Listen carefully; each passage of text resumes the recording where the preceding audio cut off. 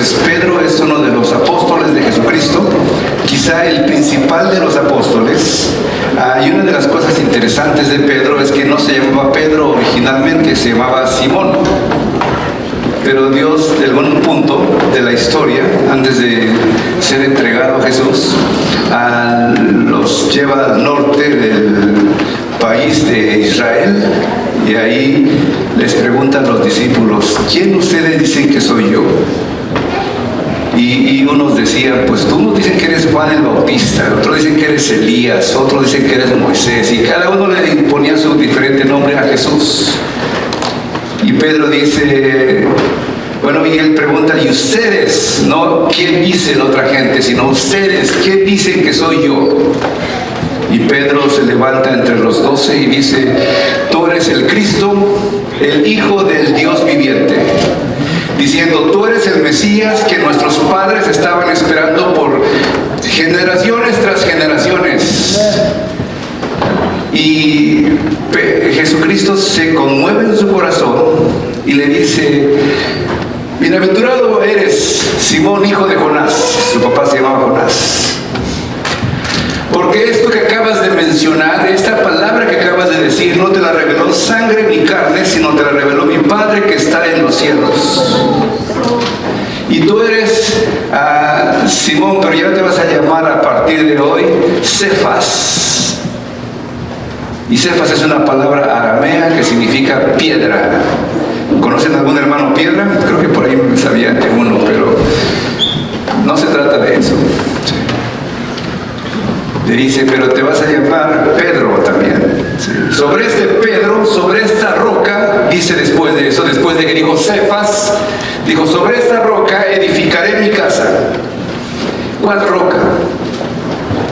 La roca siempre es Cristo Jesús. Pero sobre la afirmación de que Cristo es el Hijo de Dios, es la afirmación que todo cristiano que se considere cristiano tiene que tener en su vida, si no, no puede ser cristiano. Si alguien piensa que Jesús es un buen hombre, no es cristiano. Si alguien piensa que Jesús es un profeta, simplemente un profeta, no es cristiano. Si alguien piensa que Jesús es el más grande de todos los hombres que haya nacido de una mujer, no es cristiano. Para ser cristiano se necesita reconocer que Cristo es el Hijo de Dios, la segunda persona de la Trinidad, Dios mismo caminando entre los hombres. Esa es la palabra de donde se afirma y donde se cimienta todo lo que se llama cristianismo. Si alguien piensa diferente, ese no es cristiano. Por eso tengo mis dudas de los testigos de Jehová, que dicen que Cristo nada más es un hombre. Y yo digo que es el Hijo de Dios. Sí. Y una de las cosas que Pedro habló en el tiempo que él estuvo predicando la palabra es de un tema que envuelve todo lo que él le va a escribir en el libro de Primera de Pedro, que es la santidad. La santidad. Antes de lo que acabo del sermón antiguo que acababa de predicar yo, hablaba acerca de que ellos habían sido elegidos, habían sido escogidos, habían sido predestinados, habían sido de alguna manera llamados por Dios para hacer testimonio a las naciones. Pero les decía también que tenían que pasar por tribulaciones y por dificultades. La semana pasada, sí, estaba listo para predicar mi sermón y yo creo que de alguna manera Dios me dijo: Joel, todavía no estás listo, tienes que pasar por alguna tribulación para que tu vida y tu mensaje sean diferentes. ¿Sabes que la predicación de los profetas era su propia vida? No predicaban algo que no habían vivido. Les dolía en su corazón cuando ellos hablaban la palabra porque la estaban viviendo. El libro de Oseas, libro de un hombre que Dios le dijo: tómate una mujer de entre las rameras del mercado, esa va a ser tu mujer, ámala. Y Oseas va obediente a la palabra de Dios, toma una mujer y la ama. Y le da todo lo que ella necesitaba. Era un profeta, era un sacerdote también, podía ofrecerle muchas cosas a esta mujer. Esta mujer se sintió súper bendecida por tanta cosa que el profeta le pudo ofrecer. Pero la mujer se acordó de los antiguos amantes y se fue con los que la trataban mal. Y a Oseas le dolió en su corazón. Le dolió que su mujer, que él le había dado tanto, primero no la amaba, era una mujer que había comprado, una mujer cualquiera, pero ya le había dado 2 hijos, ya había vivido con ella varios años. Amaba ya a esa mujer. Y ahora esa mujer yéndose con los antiguos amantes. Y Dios le dice a Oseas: ¿tú te duele en tu corazón de que estás pasando por eso? A mí me duele lo mismo que mi pueblo de Israel está yéndose con sus antiguos amantes, con otros dioses. La vida de los profetas era la vida, su mensaje mismo. Hablaba a extranjeros el apóstol Pedro, a extranjeros que caminaban por la tierra sin una patria de donde decir que pertenecían. Los judíos habían sido expulsados de su tierra en varias ocasiones, principalmente 2, Asiria y Babilonia los corrieron. Pero también después los griegos y los romanos también los corrieron, y los judíos estaban por todos lados, incluyendo esas provincias que la Biblia acaba de mencionar: Asia Menor, Bitinia, Priscila, Capadocia y otras 2 más. Estaban ellos siendo como peregrinos y extranjeros. Y de alguna manera yo veo que esa historia de ser peregrinos y extranjeros no se limita a la palabra de Dios, al Nuevo o Antiguo Testamento, sino que también vive en nosotros el día de hoy. ¿Quién de aquí no es peregrino ni extranjero? ¿Quién de aquí no es de otro lugar? ¿Quién de aquí no va de paso por este país? A lo mejor nos vamos a quedar, posiblemente. ¿Cuánto tiempo? ¿Quién sabe cuánto Dios nos permite quedarnos aquí? A lo mejor un día nuestros hijos van a hablar de nosotros como los que vinieron a este país, y nuestros nietos y nuestros bisnietos ya van a hablar inglés, ya no se les va a olvidar hasta español. Aunque digan, como en México decimos, tienen el nopal en la frente y aún así no habla español, chamaco, ¿sí? Y es que la santidad no nada más es una palabra bonita para hablar, es una palabra difícil. ¿Sí? Habla de sufrimiento, habla de una escuela de Dios, habla de algo que nos tiene que doler, porque es parte nuestra, y a mí no me gusta que me lastimen, que me dañen. A nadie le gusta que le quiten algo que es suyo. Y Dios quiere quitarnos eso que no nos sirve y que nos está obstruyendo para seguir caminando libremente para la casa de Dios. Fíjate la enseñanza de la palabra de Dios que dice. Primera de Pedro 1:10, ahí empiezo en el 10. La semana antepasada prediqué hasta el 9, hoy voy a tocar el 10. Acerca de esta salvación han inquirido, han investigado diligentemente los profetas que profetizaron de la gracia que fue destinada para ustedes. Ellos escudriñaron para ver qué persona y qué tiempo indicaba el Espíritu de Cristo que estaba en ellos, quien predijo las aflicciones que habían de venir a Cristo y a las glorias después de ellas. A ellos les fue revelado que no para sí mismos, sino para ustedes administraban las cosas que ahora les han sido anunciadas por los que han predicado el Evangelio por el Espíritu Santo enviado del cielo, cosas que hasta los ángeles anhelaban contemplar. Ahí menciona varios personajes. Los profetas. ¿Han leído los profetas ustedes? Bueno, si no lo han leído, posiblemente van a empezar a leerlos este año. Sí.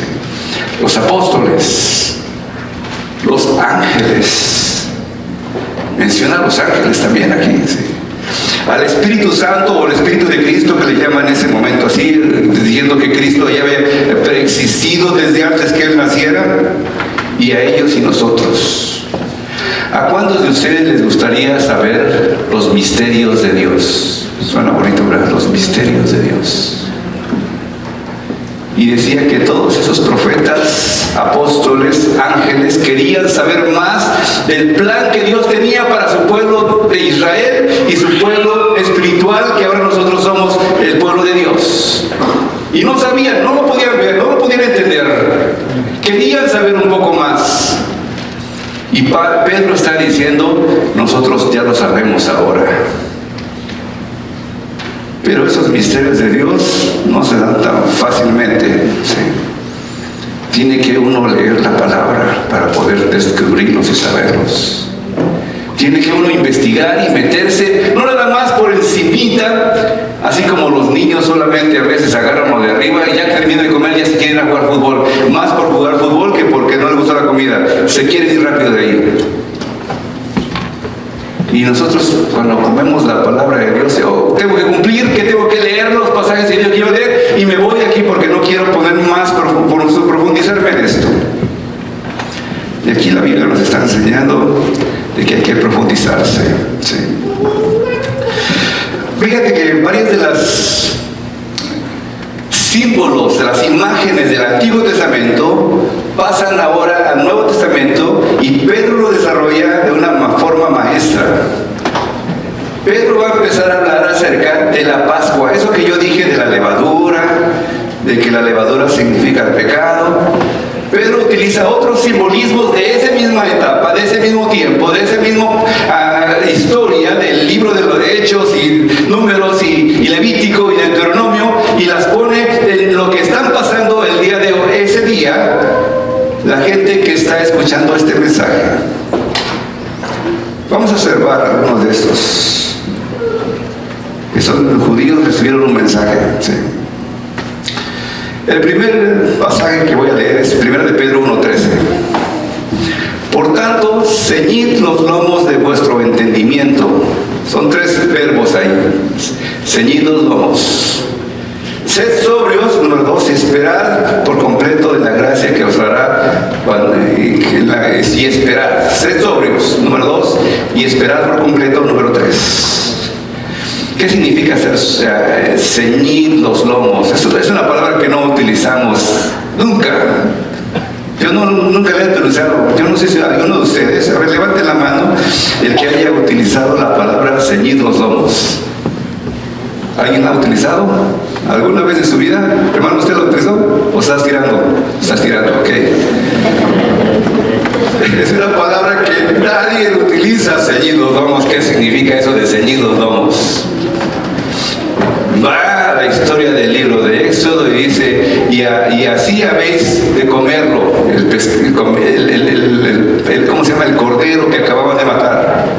Ceñidos vuestros lomos. Y ahí hay una imagen de lo que es ceñidos vuestros lomos. Y yo le pedí a mi esposa que me prestara un vestido. ¿Sí? Me dijo, tengo uno que no me queda, muy grande. ¿Sí? Y voy a mostrarles cómo sería eso de ceñir vuestros lomos.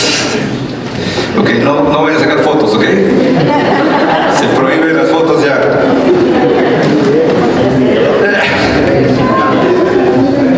Ok, es una falda como la que utilizarían, no es completa la de los judíos. La utilizarían y lo que harían cuando se refiere a ceñir los lomos es que tenían que subírsela primero, ¿sí? Y luego jalársela para el frente, ¿no? Como era. Jalársela para el frente y luego pasársela para atrás y luego amarrársela por ahí, no sé si tenía un broche o algo, y se la ponían así como si fuera un pamper de niño grande, ¿sí? O un short. Estaban listos para correr, estaban listos para caminar grandes distancias, estaban listos para pelear. Si tuvieran la falda suelta, a lo mejor se tropezaban con ella y se caían. Significaba entonces eso de ceñirse los lomos, tenía un sentido de que tenían que estar listos. No me sacaron la foto, ¿verdad? Ok, gracias. Tenían que estar listos. Y lo primero que Dios te dice a ti es que para buscar la voluntad de Dios tienes que estar listos, tienes que poner en tu mente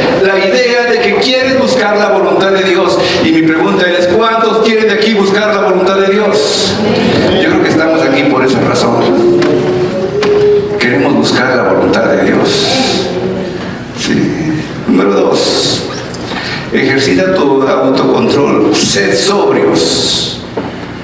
Ser sobrio significa que tu mente debe de estar completamente despejada. Y la manera de atrofiar nuestra mente es por medio del alcohol, por medio de las drogas, por medio de los problemas, por medio de tantas cosas que nos distraen de enfocarnos directamente. Una de las cosas modernas que nos distrae bastante es cuánto tiempo pasamos viendo videos que no tienen ninguna razón de verse. ¿Cuántos dicen amén? Dice que seamos sobrios, pero estamos tan distraídos, tan enfocados en tantas cosas que no nos damos cuenta que estamos perdiendo hablar con Dios. Un hombre llegó pidiendo trabajo en el telégrafo. ¿Saben qué es el telégrafo? Yo sé que algunos ni saben qué es eso porque fue hace tantos años. Pero el telégrafo es un lugar donde tú vas, quieres mandar un mensaje, ya no se da, ahora sacas tu celular, le pones ahí mensaje de texto y sale. Pero en ese tiempo, cuando no estaban los teléfonos todavía en acción, la gente iba a cierto lugar cuando quería un mensaje rápido y decía, yo quiero ponerle, abuelita, llegué con bien a mi casa. Y iban al lugar ese, pagaban unos cuantos pesos y ahí el hombre con tic, tic, tic, tic, tic, tic, tic, tic, llegaba ya, lo recibía ya, el tic, tic, tic, tic, le escuchaba al hombre y lo ponían escrito y iba a la dirección que le dijeron, iba y le daba la noticia de que abuelita llegó bien a la casa. Un hombre llegó a pedir trabajo y llegó en una sala donde estaba lleno de personas buscando ese trabajo. Todos platicando, unos leyendo el periódico, otros escuchando música, todos así distraídos. De repente este hombre se levanta, entra en la puerta, una puerta que estaba ahí, sale después de unos 10 minutos y le dice a todos, ya se pueden ir, yo tengo el trabajo. Y todos, eso es injusto, ¿cómo no nos avisaron a todos? Y él dijo, sí avisaron, ¿no escucharon que el sonido de la musiquita que estaba ahí de repente empezó a hacer esto? Y dijo, el que quiera el trabajo, entre en la puerta y va a tener el trabajo. Y yo escuché eso y entré y me dieron el trabajo. Todos los demás nunca escucharon nada. ¿Qué tal de aquellos que no estamos escuchando nada de Dios? ¿Qué tal de aquellos que no estamos queriendo saber más de Dios? Ay, no importa tanto, ¿verdad? Hay que trabajar con todas sus fuerzas, eso es lo importante. Te voy a decir, es más importante buscar la ayuda de Dios. Pon tu esperanza en Dios. Esa es la parte más importante de ese pasaje. Esperar por completo en la gracia que Dios os traerá cuando Jesucristo sea manifestado. No te dejes engañar por las cosas que pueden pasar tan rápido. Lo que ahora tienes, que tanto gusto te da, mañana no vale tanto. ¿Sí? Lo importante es buscar la gracia de Dios. No dejemos que las pasiones pecaminosas nos guíen. El versículo 14, como hijos obedientes, no se conformen a las pasiones que antes tenían estando en ignorancia. No se conformen significa no entren en la tentación. ¿Sí? Y hablar de la tentación es un tema también que podría desarrollar un poquito más. Te voy a decir que la primera cosa de la tentación es que la tentación no es pecado. Jesús fue tentado. La tentación no es pecado. El pecado es caer en la tentación. Número 2, ninguna tentación es mayor a nuestra capacidad de resistirla. Dice en 1 Corintios 10:13, no os sobrevendrá ninguna tentación que no sea humana, sino fiel es Dios. Y así como venga la tentación, así Dios te va a dar la salida. Ninguna tentación es más que lo que pueda resistir. Número 3, Santiago 1:13 dice, Dios no puede ser tentado por el mal, ni Él tienta a nadie. Entonces, de Dios no viene la tentación. Si alguien dice, yo soy tentado por Dios, arrepiéntete. Dios no tienta a nadie, ni puede ser tentado. sino de sus propias concupiscencias, de sus propios deseos, de sus propios malos deseos, es donde surge ese deseo de hacer cosas que a Dios le desagradan. Número 4, la escritura es una buena forma de atacar a la tentación. Dice en la palabra de Dios que cuando Jesús fue tentado, Él dijo 3 veces, escrito está, escrito está, escrito está. No solo de pan vive el hombre, sino toda palabra que sale de la boca de Dios. No tentarás al Señor tu Dios en vano. ¿Sí? Y pues las palabras que Dios pone en tu corazón son aquellas que te pueden ayudar en el día de la tentación. ¿Quiere alguien ser vencedor en las tentaciones? Memorice la palabra de Dios y póngala en práctica cuando vienen los días difíciles. Número 5, velad y orad para que no entres en tentación. El espíritu a la verdad está dispuesto, pero la carne es débil. ¿Quieres vencer la tentación? Busca de Dios en ayuno y oración. Busca de Dios en tiempos a solas con Dios. No nada más por un video que ves por ahí y te sientes contento. Búscalo en tu propio corazón. Dile al Señor que te hable. Número 6, Proverbios 4, 14 al 15 dice: no entres por la vereda de los impíos, ni vayas por el camino de los malos. Dejadla, no pases por ella, apártate de ella, pasa adelante. ¿Sí? No vayas por los caminos de la tentación. Un hombre le decía al pastor que orara por él. ¿Sí? Tenía problemas de alcoholismo, ¿sí? En un pueblito de México. El pastor oraba con mucho deseo y mucho ferviente. El hombre lloraba, se arrepentía, y en la semana, pastor, volvía a caer, ¿sí? Volvía a caer. Y el pastor, ya después de un tiempo de orar por él, le preguntó: ¿cómo es que caes cada semana? Lo mismo, tengo que orar por ti lo mismo cada semana. Y el hombre dice: es que pues yo me considero bien fuerte, salgo de aquí con mucha fuerza, con mucha energía de Dios, lleno del Señor. Y salgo a la calle y le digo a Satanás: a ver, Satanás, tiéntame, tiéntame. Y me tienta, dice. Y voy por allá por donde yo sé que dónde voy a ir. ¿Qué clase de personas somos cuando nosotros mismos vamos a esos lugares que no tenemos que ir? Abrimos esas páginas que no tenemos que abrir. Hablamos con las personas que no tenemos que hablar, porque cada que hablamos con ellos nos tumba nuestro espíritu. No es Dios, no es Dios, somos nosotros. Y toma medidas drásticas, la última cosa de esa tentación. Y cuando digo medidas drásticas, dice Mateo 5:29, por tanto, si tu ojo derecho Dios te es ocasión de caer, sácatelo y tíralo, porque más vale entrar en el reino de los cielos sin un ojo que con los 2 ojos irte al infierno.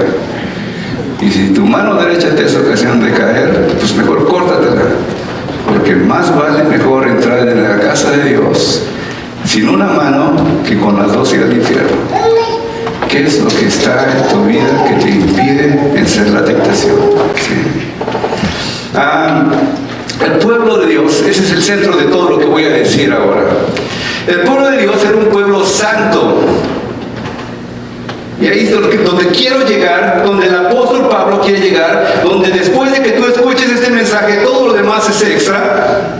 Habla de la santidad del pueblo de Dios caminando por el desierto, el pueblo de Dios, pero también nosotros como pueblo de Dios, nuevo pueblo de Dios, debemos de buscar la santidad. Sí. Dice en Levítico 11:44, porque yo soy Jehová vuestro Dios, vosotros por tanto van a santificarse y seré santos porque yo soy santo. Y eso es lo que dice precisamente 1 de Pedro 1:15-16, sino que así como aquel que os llamó es santo, sed también vosotros santos en toda vuestra manera de vivir, pues escrito está: sed santos porque yo soy santo. 1 de Pedro 1:15-16. Sed santo como yo soy santo. Yo sé que hemos escuchado de las características de Dios. Sabemos que Dios es bueno. ¿Cuántos dicen que Dios es bueno? Dios es amor. ¿Cuántos saben que Dios es amor? Que Dios es eterno. ¿Sí sabían eso? Que Dios es omnipresente, que puede estar en cualquier lugar. Está aquí y está también allá en Ecuador, allá en el pueblito donde vienes. Ahí también de ahí está Dios. Que Dios es omnisciente, o sea que todo lo sabe, no hay nada que Él no pueda saber. Dios es así. Dios es también omnipotente, todo lo puede, inmutable, Él no cambia, no dice, el día de hoy no me siento bien, voy a aplastar a todos. No, Él no cambia. Sí. Pero hay dos versículos, uno en el Antiguo Testamento y otro en el Nuevo Testamento, que habla de la característica de Dios, y en ninguna otra parte de la Biblia vas a encontrar un versículo similar a este. Un versículo que habla de Dios, repitiendo la palabra 3 veces, enfatizando que Dios es de esta manera. No vas a encontrar ningún versículo que diga Dios es amor, Dios es amor, Dios es amor, junto. No vas a encontrar ningún versículo que diga Dios es bueno, Dios es bueno, Dios es bueno, junto. Pero en el libro de Isaías, capítulo 6, versículo 3, dice, y el uno al otro le daban voces, los ángeles, diciendo, Santo, Santo, Santo es Jehová de los ejércitos, toda la tierra sea llena de su gloria. Santo, Santo, Santo. Enfatizando que Dios es santo. El único versículo en la Biblia, los únicos versículos de la Biblia que hablan de la énfasis de lo que es Dios, es este versículo de Isaías 6. De Isaías 6:3, perdón. Dios es santo. Y tú dices, bueno, eso es del Antiguo Testamento, pastor. Yo ya no soy del Antiguo Testamento, yo soy del Nuevo Testamento. Bueno, déjame leerte que dice Apocalipsis 4:8. Día y noche no cesaban de decir los ángeles otra vez, Santo, Santo, Santo es el Señor Dios Todopoderoso, el que era, el que es y el que ha de venir. Santo, Santo, Santo. Si entráramos un poquito en el cielo y tuviéramos la oportunidad de ver lo que está pasando allá, veríamos a los ángeles decir, Santo, Santo, Santo. Santo es el Padre, Santo es el Hijo, y por demás está decirlo, el Espíritu Santo también es santo. Algunas personas en algunas iglesias he escuchado que dicen que baje el Señor, que descienda el Señor aquí sobre la congregación, y cuando baje todos vamos a brincar y todos vamos a estar contentos. Le voy a decir que esa es una gran mentira. La primera cosa que un hombre siente cuando el Señor se presenta delante de él es toda la inmundicia que el hombre tiene. Y no puede más que tirarse al suelo y decir, perdóname, Señor, porque yo no soy santo como tú eres santo. Esa es la primera cosa que el hombre siente cuando realmente está en la presencia de Dios. La santidad de Dios. Nadie puede estar delante de Él. Es más, tanto nadie puede estar delante de Él, que cuando Moisés estaba dentro de la tienda donde se juntaba con Dios, cuando salía de ahí, tenían que ponerle un velo porque sus ojos, su cara, todo su ser brillaba. Porque Dios le había llenado de su gloria. Dios le había perdonado. Dios le había restaurado. Dios le había sanado. Dios le había dado una perspectiva diferente de lo que es el mundo. Y salía delante de la presencia de Dios lleno de santidad. Las impurezas de los hombres quedan como nada cuando Dios puede limpiar nuestros labios. Cuando Dios puede sanar nuestro corazón, cuando Dios puede hacernos nuevas criaturas. El Antiguo Testamento. Pedro regresa al Antiguo Testamento y habla de un nuevo éxodo y una nueva Pascua. Sí, y habla de eso, de la sangre puesta en los delantales. Dice así, 17 al 21 de Pedro, y si invocan como Padre aquel que juzga según la obra de cada uno sin hacer distinción de personas, condúzcanse en temor todo el tiempo de su peregrinación. Tengan presente que han sido rescatados de su vana manera de vivir, la cual heredaron de sus padres, no con cosas corruptibles como oro o plata, sino con la sangre preciosa de Cristo, como de un cordero sin mancha y sin contaminación. Él, a la verdad, fue destinado desde antes de la fundación del mundo, pero ha sido manifestado en los últimos tiempos por causa de ustedes. Por medio de él creen en Dios, y quien le resucitó de entre los muertos y les ha dado gloria, de modo que su fe y su esperanza estén en Dios. Y es ahí su sexto punto, punto número 6. Por medio de Jesucristo creemos en Dios. Dios mismo lo resucitó entre los muertos. Sí.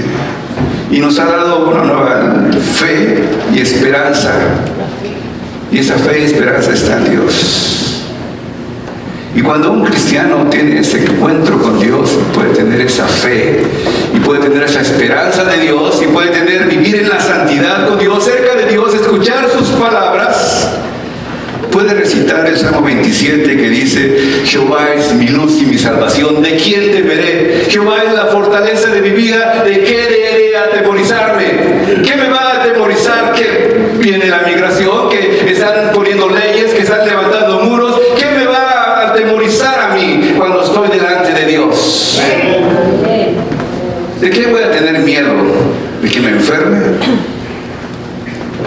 ¿Quién va a mover mi fe de lo que Dios ha puesto? La hermana Virginia, que me llamó hace rato, le decía: hermana, tu fe está siendo estirada, ¿sí? Y parece que se va a romper, porque tantos años con esa dificultad que has tenido, ya era para que muchos hubieran roto su fe y decir: ya no sigo a Dios. Pero hermana, tú eres un ejemplo y una predicación ante muchos hombres que están viendo cómo ser fiel en los días difíciles. Amén. La santidad significa un hombre feliz, un hombre dichoso, que tiene paz en su corazón, que las cosas que le rodean no le inquietan porque es un hombre que tiene paz. No me refiero a alguien que tiene una cosita en la cabeza y que va volando por donde va caminando, sino que va confiando en que Dios está con él en todo tiempo. Eso es una parte de la santidad. Yo confío en que Dios está conmigo. Yo confío que puedo ser reprendido, puedo ser metido a la escuela de la enfermedad, puedo ser de alguna manera zarandeado, pero sé que el Señor va a estar conmigo en todo tiempo. Eso es la santidad, eso es la fe, sí. Dios promete darnos un nuevo cuerpo, más bien un nuevo corazón, ¿sí?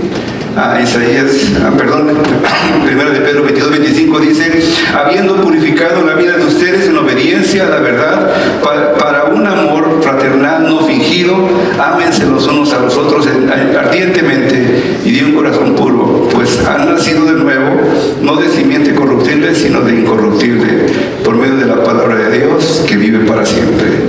Y quiero saltarme al último versículo. Este último versículo está en 24-25, dice: porque toda carne es como la hierba. Eso dice Pedro. El otro, esto es Isaías, pero voy a leer lo que dice Pedro. Y toda su gloria es como la flor de la hierba. La hierba se seca y la flor se cae, pero la palabra del Señor permanece para siempre. Esta es la palabra del Evangelio que les ha sido anunciada. La palabra del Evangelio que nos ha sido anunciada. ¿Sabes que todo es tan finito, tan pasajero? Te aseguro que algunos de ustedes quizá no pueden mencionarme el nombre de algún antepasado que vivió hace 100 años. ¿Alguien puede mencionarme su nombre de esa persona? Un antepasado tuyo. Está difícil. ¿Qué fue lo que hizo ese hombre o esa mujer? Si alguien escribió un libro de él, a lo mejor por ahí lo tienen, ¿sí? Pero si no era importante, si nada más fue un indito de la sierra como mi familia, ¿sí? Quién sabe de la costa y de quién sabe de dónde vino, ¿sí? Que haya muerto hace 100 años. Si hablo de 150 años, menos todavía, nadie se acuerda de nadie de esa edad. Menos 200 años es una risa. ¿Dónde estaban mis parientes hace 200 años? Algunos de ustedes saben. ¿Sí? La vida es rápida de pasar. ¿Sí? Se pasa como en un chasquido. La flor nace en el día y en la noche se termina su vida. ¿Sí? Quiero terminar con un pensamiento. Este pensamiento se llama En sintonía con Dios. ¿Sí? Y voy a intentar, ¿sí?, tocar un canto. ¿Sí?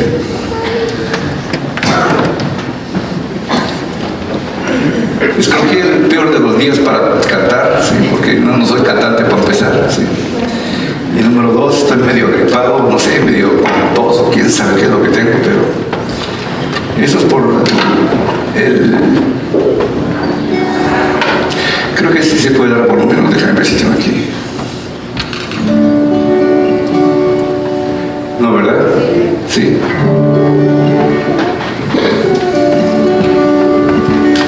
Déjenme decir un poco de mi guitarra. Sí.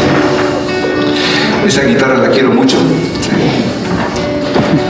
El día que entraron a mi oficina para ver que se robaron varias cosas, entré en mi oficina y lo primero que fui a buscar era mi guitarra, a ver si no se la habían llevado. Y dije, ay, gracias a Dios no se llevaron mi guitarra. Mínimo mi guitarra, me quedo. Estaba bien contento. Sí. Es más, hasta le puse el nombre, se llama Ginny, por si no la conocía. Quiero mi guitarra, se las presto a veces a los jóvenes aquí en la iglesia, pero como no la guardaban bien, les dije, ya no se las presto. Es mi guitarra, búsquese la suya, porque trato de cuidarla. ¿Sí?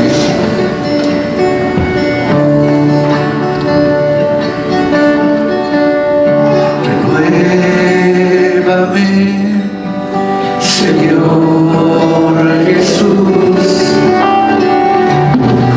ya no quiero ser igual. Renuévame, Señor Jesús, pon en mí tu corazón.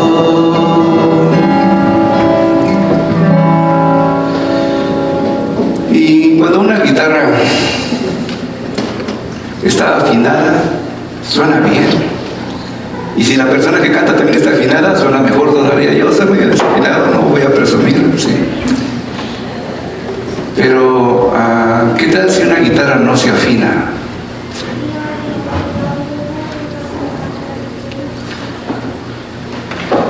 Y queremos cantar de la misma manera que cantamos con una guitarra que no está afinada.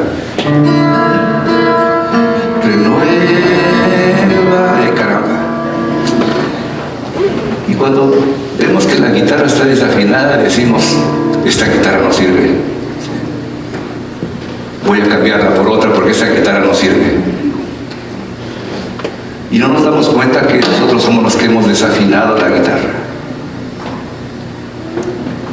Y así alguien puede decir, mi vida estaba también con mi esposo o mi esposa, pero de repente ya no funcionan bien las cosas.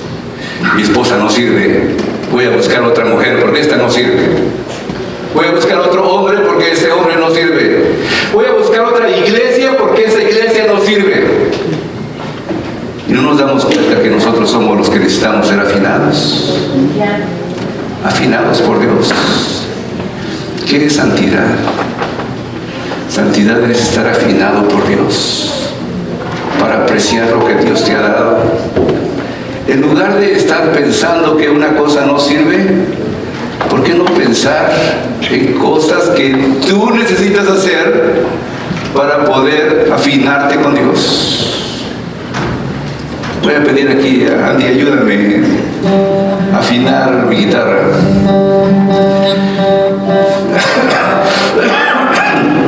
Gracias, Andy. La manera de afinar una guitarra, ¿sí?,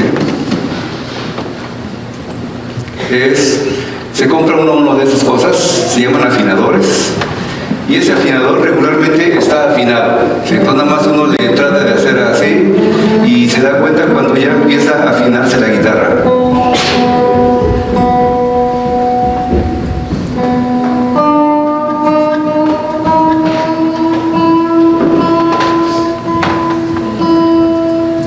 Y cuando ya se afina, ya uno puede tocarla bien.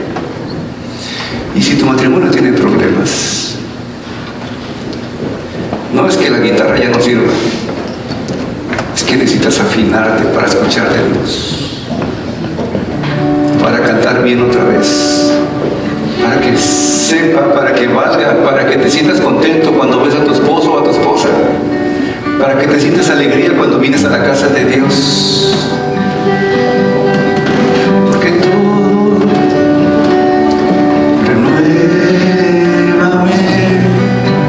Señor Jesús.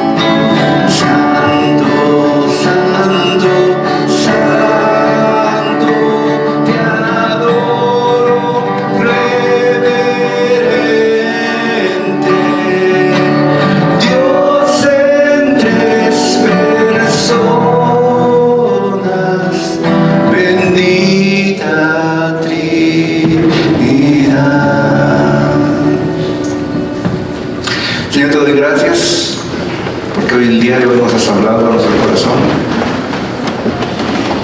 Permítenos afinarnos contigo. Si nuestra vida está desafinada por los errores que hemos cometido, porque ya ni siento tu presencia, sé que estás ahí, pero no sé dónde estás. Afina nuestro corazón, Señor. Santifica nuestra vida.